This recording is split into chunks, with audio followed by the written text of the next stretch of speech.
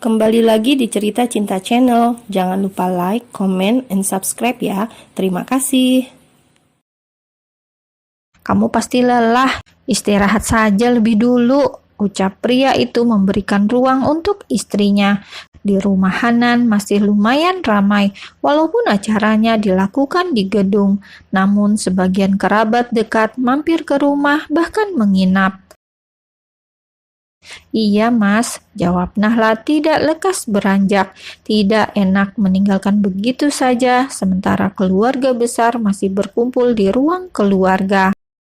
Takut dikira tidak sopan, walau hanya menanggapi dengan senyuman, tetap stay demi menghargai suaminya. Mah, mau bobo, rengek Ica yang sepertinya sudah capek dan mengantuk. Gadis kecil itu seharian tak membersamainya, jadi sedikit kangen minta perhatian mamanya. Ayo mama antar, jawab perempuan itu pamit lebih dulu. Menuju kamar Ica, menemaninya bersih diri dulu di kamar mandi, lalu mengantar ke ranjang. Nahla mengambil cuti 2 hari, jadi lebih tenang, lebih bisa santai walau harus tidur malam. Tak harus menunggu lama, gadis itu sudah terlelap. Nahla yang sejatinya berniat untuk pindah pun malah ketiduran di kamar Ica. Perempuan itu terjaga di pagi hari dan baru menyadari itu. Tumben sekali Mas Hanan tidak menyusulnya, atau menyusul tetapi mungkin tidak membangunkannya.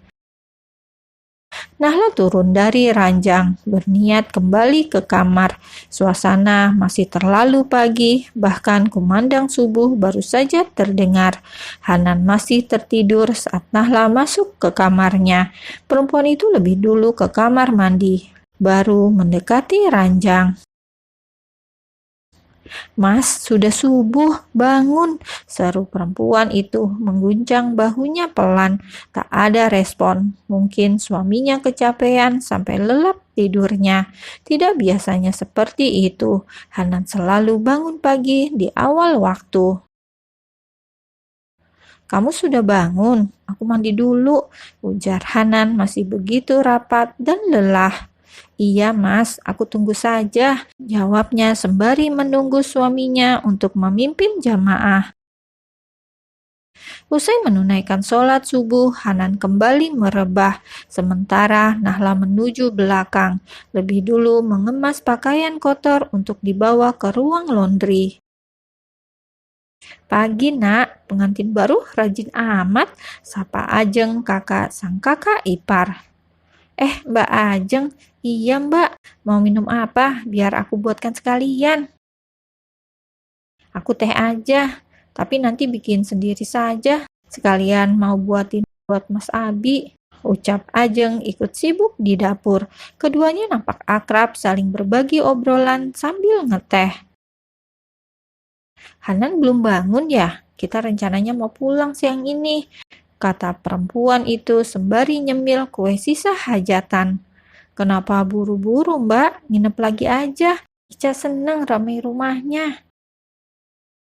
Kapan-kapan main lagi. Itu Mas Abi yang udah riweh minta pulang. Pengennya sih ntaran juga, tapi pekerjaan aku tidak bisa ditinggal lama-lama, sahut Pak Abi sembari menyeruput kopinya. Nahla sendiri hanya mengangguk maklum, tersenyum senang melihat keharmonisan keluarga kakak iparnya. Terlihat Mas Abi begitu menyayangi Mbak Ajeng. Walaupun sudah tak terlihat muda, mereka terlihat masih begitu hangat. Sarapan dulu Mbak, ujar Nahla menyiapkan menu di meja. Masih banyak makanan sisa syukuran kemarin, jadi hanya memanasi saja. Dibantu Mbak Ajeng, Nahla sibuk di dapur. Mbak, aku bangunin Mas Hanan dulu ya, pamit Nahla kembali ke kamar. Saat perempuan itu masuk, kebetulan Hanan hendak keluar. Mas, ayo sarapan, sudah ditunggu Mbak Ajeng, kata perempuan itu menginterupsi suaminya. Iya, jawab Hanan berjalan beriringan, disusul Ica yang nampak baru bangun tidur dari kamar sebelah.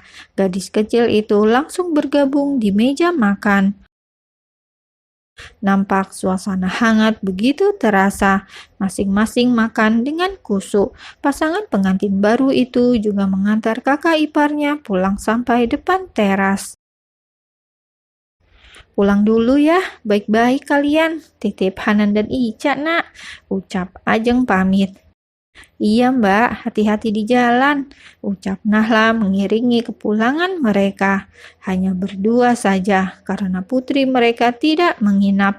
Langsung pulang sore itu juga, mengingat paginya harus masuk kuliah.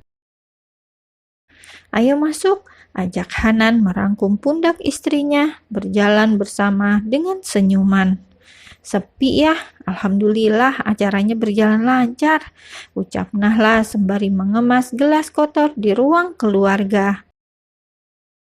"Iya," jawab Hanan juga merasa lega. Satu progres yang cukup menyita waktunya akhirnya usai juga. Hanya perlu menjalaninya berdua dan bersiap mengarungi lembaran demi lembaran baru. "Dek, kapan kira-kira punya waktu libur lagi?" tanya Hanan menghampiri. "Awal puasa mungkin, Mas. Biasanya cuti bersama. Kenapa? Pengen ngajak kemana ya? Kamu pengen bulan madu kemana? Barangkali setelah menikah punya impian." "Nggak tahu, Mas. Belum kepikiran. Terserah kamu aja." "Mungkin nanti ya. Bingung juga Ica sendirian. Kamu nggak apa-apa kan?" "Iya mas, nggak apa-apa, di rumah saja juga nyaman," jawab Nahla tidak terlalu memikirkan itu. Ia tipe perempuan yang tidak neko-neko dan apa adanya, tidak pula menuntut apapun harus seperti apa, ataupun bulan madu setelah menikah. Terlebih memang kasihan kalau harus meninggalkan putri mereka sendirian. "Makasih, Dek," ucap pria itu merasa bersyukur. Istrinya ternyata sangat penurut dan begitu penyayang, terlebih dengan Ica, menerimanya seperti anak kandung sendiri. "Maaf, semalam aku ketiduran. Kenapa nggak bangunin saja?"